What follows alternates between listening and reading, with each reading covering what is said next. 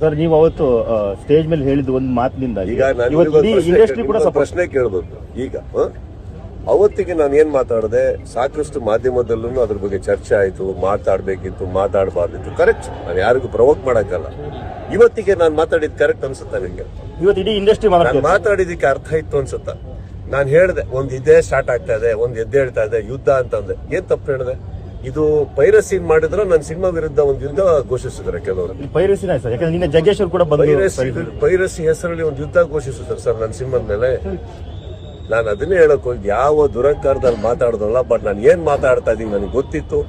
ಆಯ್ತು, ನಿಮ್ಗಳು ಮುಂದೆ ಕುತ್ಕೊಂಡು ಮಾತಾಡ್ಬೇಕು, ಅದಕ್ಕೆ ವಿವರಣೆ ಕೊಡ್ಬೇಕಿತ್ತು. ಮಾಧ್ಯಮದವರು ಸ್ನೇಹಿತರ ನೀವ್ ಕೇಳಿದ್ರಿ ಅಂತ ಉತ್ತರ ಕೊಟ್ಟೆ, ಯಾರಿಗೂ ಉತ್ತರ ಕೊಡೋಕೆ ರೆಡಿ ಇರಲಿಲ್ಲ. ಕಾಣ್ತಾ ಈಗ ನಾನೇನ್ ಹೇಳಿದೆ ಅವತ್ತು ಸ್ಟೇಜ್ ಮೇಲೆ, 25ಕ್ಕೆ ನನ್ನ ಬಿಡುಗಡೆ ಆಗುತ್ತೆ ಅಂದ್ರೆ ಅವತ್ತೇ ಪ್ರಾರಂಭ ಆಗುತ್ತೆ ನೋಡಿ ಅಂತ ಹೇಳಿದ್ದಾರೆ. ಇದೇ ತರ ಹೇಳುದು ನೋಡಿದ್ರಲ್ಲ ಈ ವಿಚಾರವಾಗಿ ಜಗ್ಗೇಶ್ ಅವರು ರಾಜ್ಯಸಭೆಯಲ್ಲಿ ಕೂಡ ಮಾತಾಡಿದ್ದಾರೆ. ಹಂಗಂದ್ರೆ ನೀವು ಹೇಳಿದ ಮಾತಿನ ನಂತರ ಈ ಎಫೆಕ್ಟ್ ಗಳು ದೊಡ್ಡದಾಗ ಆಗ್ತಾ ಇದೆ. ಅದಕ್ಕೆ ಪೈರಸಿ ಒಂದು ತಡೆಯೋದಕ್ಕೆ ನಾನು ಇದನ್ನ ಇಲ್ಲ ನಿಲ್ಸಲ್ಲ ಸರ್.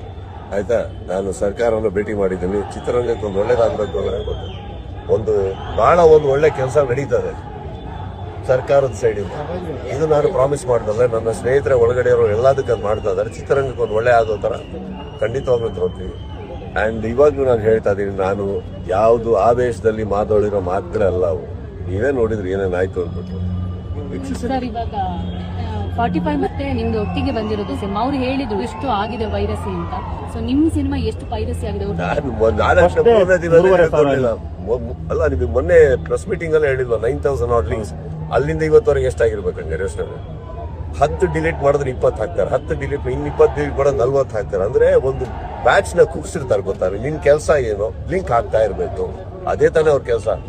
ಅದು ಒಂದು ಕೂರ್ಸಿರ್ಬೇಕಾದ್ರೆ ಪೇಡ್ ಕೂರ್ಸಿರ್ಬೇಕಾದ್ರೆ ನಿನ್ ಕೆಲಸನೇ ಇದು ಅಂದಾಗ ಆಕ್ಚುಲಿ ಸಿನಿಮಾ ಪೈರಸಿ ಮಾಡೋ ಉದ್ದೇಶನೇ ಅಲ್ಲ.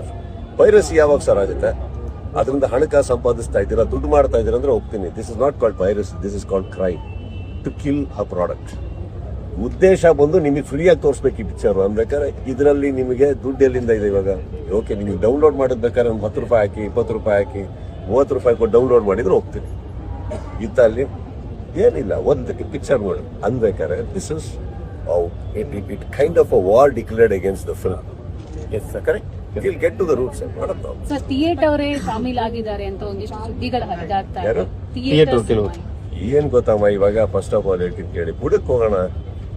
ಯಾಕೆ ಈಗ ಯಾರಾದ್ರೂ ಒಬ್ರು ಬಂದು ಒಂದು ಇವಾಗ ಪೊಲೀಸ್ ರೆಕಾರ್ಡ್ಸ್ ಅಲ್ಲಿ ಯಾರಾದ್ರೂ ಬಂದು ಒಬ್ರು ಹೆಚ್ಚು ಕಮ್ಮಿ ಮಾಡಿದ್ರು ಅನ್ಬೇಕಾದ್ರೆ ಅವ್ರನ್ನ ಹಿಡಿದ್ರೆ ಅವ್ರ ಮೂಲಕ ಬುಡಕ್ ತನಕ ಹೋಗ್ತಾರಲ್ವಾ? ಕರೆಕ್ಟ್, ಬುಡಕ್ ತನಕ ಹೋಗ್ತಾರ. ಬುಡಕ್ ತನಕ ಹೋಗಿ ಬಿಡಲ್ಲ ಸರ್. 2 back to back hit cinema, 2 combination sir ಜೊತೆಗೆ. ಐ ಥಿಂಕ್ ಈ ಮತ್ತೊಂದು ಟ್ರೆಂಡ್ ಶುರುವಾಗಿದೆ ಸರ್ ಮೊನ್ನೆಯಿಂದ. ಜುಲೈಗೆ ಒಂದು ಸಿನಿಮಾ ಮತ್ತೆ ಡಿಸೆಂಬರ್ಗೆ ಒಂದು ಸಿನಿಮಾ ಸುದೀಪ್ ಸರ್ ಕಡೆಯಿಂದ ಬರುತ್ತೆ ಅನ್ನೋ ಬಗ್ಗೆ ಏನ್ ಆಸೆ ಇದೆ ಸರ್? ಇವಾಗ ನಮ್ಮ ಸಿನಿಮಾ ಬಿಟ್ಟು ನನಗೆ ಏನ್ ಬೇರೆ ಮಾಡಕ್ ಬರುತ್ತೆ ವಿಷಯ ನೀವು ಹೇಳಿ. I don't know to do anything else apart from cinema. Will do our best. There are lot of other people who are coming forward. ಇವಾಗ ಒಳ್ಳೊಳ್ಳೆ ಕತೆ ಬರ್ಕೊಂಡು ಬಂದಿದೆ, ಅದೆಲ್ಲ ಆಗಿದೆ. ಇವಾಗ ಇನ್ನೊಂದು ರೆಡಿ ಆಗ್ತಾ ಇದೆ.